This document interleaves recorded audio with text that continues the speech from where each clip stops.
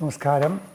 We continue with the story of Pandu in the forest in the company of his two wives. He had gone to the forest for hunting with his wives because it was also his honeymoon. He was enjoying the stay in the company of his wives and hunting. It was then, unfortunately, he received the curse. And he said, there is no going back to the palace. For me, the forest life is my ultimate. I will continue in the forest, I will meditate, and then until my last days. Okay. And his wives agreed with him, continued in his company, and in the forest, the Pandu came in the company of other sages, and they all liked him very much because of his behavior, how he treated others. He paid respect to elders. He loved the young sages, and he was helpful to everybody. So he endeared the sages with his loving nature, loving and just nature. One day, he saw some sages passing through his hermitage, and he asked them where they were going. And they said they were going to the abode of Brahma in Satyalokam, where a great assembly was going to take place, where all the kings, even the asuras, the enemies of kings, are gods, and sages, all eminent people were to assemble. So Pandu also showed his desire to accompany them. They said, no, unfortunately you can't, because you cannot leave your wives alone in the forest, and you can't take them either, because the journey will be very hard for them. We travel through many mountain peaks. You have to climb and go back, and the thorny paths and all that will be difficult. And then Pandu suddenly thought about his handicap. He remembered his curse from sage Durvasa. Sage Kindama. And he told these sages, look, I know that I cannot go to heaven, I cannot go to the world of Brahma, because I have this curse from sage Kindama.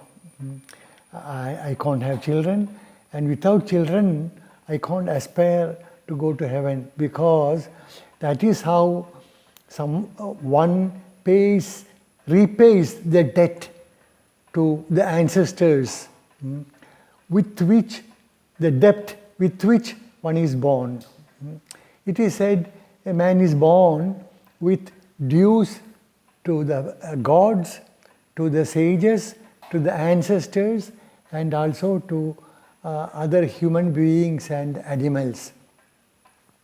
And Pandu had done all the good deeds, doing praise to gods and doing heavens, and hence he had repaid the dues to the gods. He had learned the scriptures and taught scriptures. So what is it called? His debt to the ancestors, sages were also repaid. And he was kind to all other human beings. He fed them and helped them. So that due was also repaid. It was only the dues to the ancestors which had to be repaid by having children and grandchildren. And that couldn't be repaid, and without that he couldn't go to heaven. So he was lamenting about it, and the sages reflected for a moment, and they said, we can see your future, and we see bright chance for you to get children. But it won't be the normal course because you have this curse. But there are ways allowed in the scriptures. So you think all those ways and act on it, then you will get children, eminent children. And they left. Pandu thought for a while, and then he called Kunti alone, without Madri, Kunti alone, and told her, look, this is what the sages said, and I can think only of eminent Brahmins or gods, with whose help we can get children. So, you approach some eminent Brahmins and get children from them. That is allowed, and there are precedents. Sage Vedavyasa had a relationship with my mother and with my elder mother, and that is how my brother and I were born, and even Vidura. So there are precedents, and there were other stories also which Pandu retold. And Kundi tried to argue with him how that was not something she looked forward to. We could live happily in the forest without children, etc.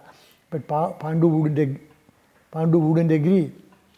And then she said, look, I have the blessing of sage Durvasa in my childhood days, and I have a boon with which I could pray to any god of my like, and I could get a child. Oh, then Pandu was very happy. Oh, look, then that is the right way. Then Kunti asked, whom should I pray?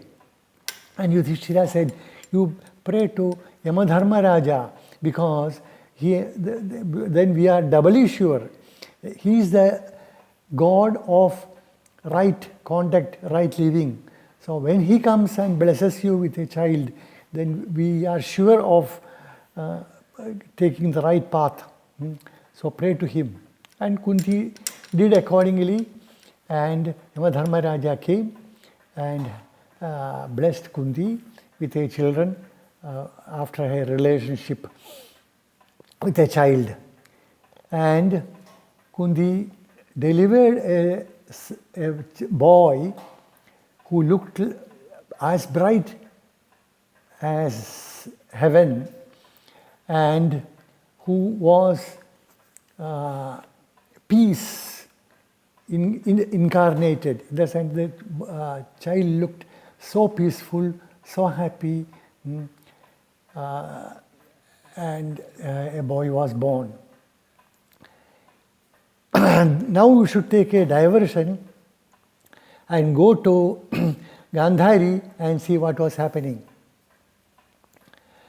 Gandhari had a blessing in her childhood days from Lord Shiva, that she would get 100 sons. She married Dhritarashtra and she became pregnant. And sage Vedavyasa appeared and blessed the Gandhari, saying, yeah, the words of Lord Shiva would come true to you. You will truly get 100 sons. So be patient and wait for the right time for you to deliver your sons. And Gandhari waited for 1 year, and then she got the message from the forest that Kunti delivered a handsome boy. And there is competition among queens, that who will get the first son, or first child, first son, because the firstborn has a better chance of becoming a king. Though Pandu was the king, if she delivered a son before Kunti, that son would have a better chance. So that competition always existed. 1 year passed, Kunti delivered a son, still she was not ready for childbirth. Another year she waited, 2 years, and still the baby was not coming out. And Gandhari became so impatient that she tore her belly open with the hope of getting the child, hopefully fully grown. But what she got instead was a mass of flesh, shapeless flesh, and with no apparent life. Immediately, Sage Vedavyasa sensed something was wrong. He appeared, and he scolded Gandhari. How foolish of you! How could you do this to your own children? Look what you got instead of 100 sons. He said, all right, don't worry, I will take care of it. But from now onwards, listen to my words carefully. He asked Gandhari to get 100 pitchers ready, filled with ghee. And he washed that mass of flesh with cold water. Immediately that split into 100 pieces, and Vyasa took one by one and put them in the pitchers and tied them firmly, covered them and tied them firmly, and there were still pieces all around.